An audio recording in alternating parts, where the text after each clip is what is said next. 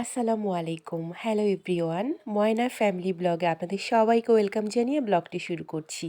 কেমন আছেন সবাই? আই হোপ সবাই অনেক ভালো আছেন। আল্লাহর অশেষ রহমতে আমিও পরিবার নিয়ে ভালো আছি। এখন বাজে সকাল ৮টা আর ৮টা থেকে আজকের ব্লগটা শুরু করেছি। গতকালকের ভিজা কাপড় ছিল সেটাই ছাদে মেলতে আসছি। এসে দেখি মাশাআল্লাহ ওয়েদারটা খুবই সুন্দর। চারদিক দিয়ে কেমন কুয়াশা কুয়াশা ভাব আর মাশাআল্লাহ খুব সুন্দর বাতাস বয়ে যাচ্ছে। দেখতে খুবই ভালো লাগছে। এই তো দেখেন গতকালকের ভেজা কাপড় এখন আমি মেলে দিব। যেহেতু আমার কাজের আন্টিটা অনেক লেট করে আসে, তো একদিনের রোদে কাপড় শুকাতে চায় না, তো ২ দিন রোদে দেওয়ার পরে তারপর শুকায়। তো আজকে রোদ উঠবে কিনা জানি না, ওয়েদারের যে অবস্থা দেখছি এখন বিশেষ করে কাজের মানুষ খুঁজেই পাওয়া যায় না। তো দেরি করে আসলেও তো আমার কাজ হয়, সেজন্য আর কিছু বলি না।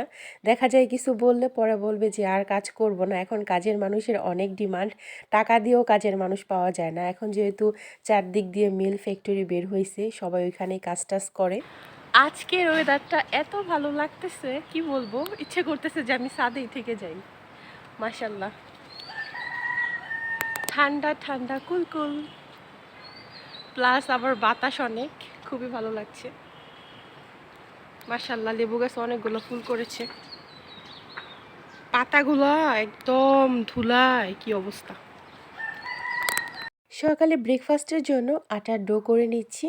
আটাগুলো একটু লাল দেখতে পাচ্ছেন, তাই না? আসলে এই আটাগুলো হচ্ছে লাল আটা, গম ভাঙিয়ে তারপর আটাগুলা করছে। তো আমি আটাগুলা হালকা কুসুম গরম পানি দিয়ে ভালো করে ম্যাশ করে নিচ্ছি। সকালে ঘুম থেকে উঠেই ব্রেকফাস্টের একটা ঝামেলা থাকে, তারপর বাচ্চাদের টিফিন রেডি করা। যেহেতু আমার ২টা বাচ্চা সকালে স্কুলে চলে যায়, ওদের টিফিন রেডি করে দেওয়া। তো বাচ্চাদের সকালে ব্রেকফাস্টে দিয়েছিলাম রুটি, সবজি ভাজি আর ডিম ভাজি। আমার বাচ্চারা রুটি থেকে পরোটাটা একটু খেতে বেশি ভালোবাসে, তো আমি বাটার দিয়ে পরোটা দিয়ে দিছি টিফিনে। আর এই যে এখন আমাদের জন্য বানিয়ে নিচ্ছি, একটু বেশি করে ডো করেছি, যেহেতু আপনাদের ভাইয়া রাতে রুটি খায়। আর লাল আটার রুটিটা কিন্তু আমাদের শরীরের জন্য অনেক উপকারী। বিশেষ করে আমরা যারা ডায়েট করি তাদের জন্য লাল আটা কিন্তু অনেক উপকারী। আপনাদের ভাইয়ার রাতের খাবার কি জানেন? এই যে লাল আটার ২টা রুটি, ১ প্লেট সবজি আর ১ প্লেট সালাদ। এখন যেহেতু টমেটো শসা অনেক ভালো পাওয়া যায়, আর আমি ডায়েট করেছিলাম ১৭ থেকে ১৮ দিন, এরপর আমার ডায়েট ছুটে গেছে। আমি প্রতিবার নিয়ত করি যে এবার কড়া ডায়েট করব, কিন্তু কম হলো ১৫ দিন গেলে আমার মাথা ঘুরে যায়।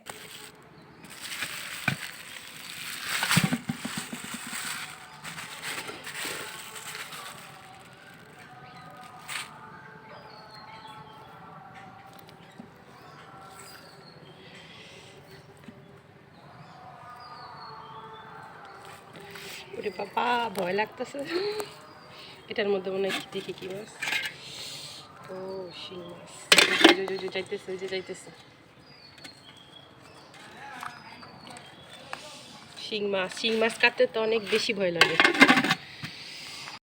এখন আমি মাছগুলো কুটবো, কুটার পরে তারপর আবার আসছি।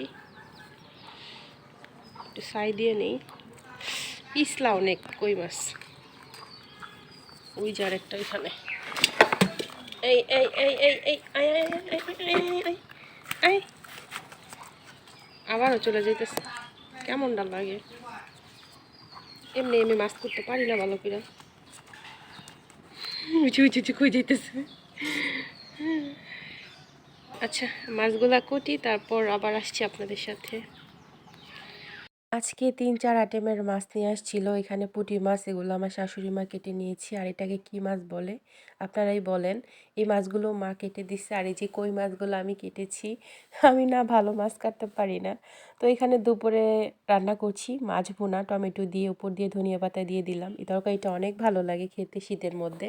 আসলে শীতকালে যেই মজাদার সবজিগুলো পাওয়া যায়, মাশাআল্লাহ খুবই ভালো লাগে। এরকম যদি সারা বছর পাওয়া যেত, এখন অবশ্য সব কিছুই পাওয়া যায় সারা বছর, তবে শীতকালীন সবজিগুলোর মতো সারা বছর সবজিগুলো কিন্তু ওই মজাটা আর লাগে না। রান্নাবান্না শেষ করেই দেখি স্কুলে টাইম হয়ে গেছে আমার বাচ্চাকে আনতে যাওয়ার। তো এই তো স্কুলে যাচ্ছি। এটাই ছিল আমার আজকের মতো ছোট্ট একটি ব্লগ ভিডিও। ভালো লাগলে লাইক, কমেন্ট অ্যান্ড শেয়ার করতে একদম ভুলবেন না। আবার দেখা হচ্ছে নেক্সট কোনো ব্লগ ভিডিও নিয়ে। সে পর্যন্ত সবাই ভালো থাকবেন, সুস্থ থাকবেন, সাবধানে থাকবেন। সবার সুস্বাস্থ্য কামনা করে আজকের মতো টাটা, আল্লাহ হাফেজ।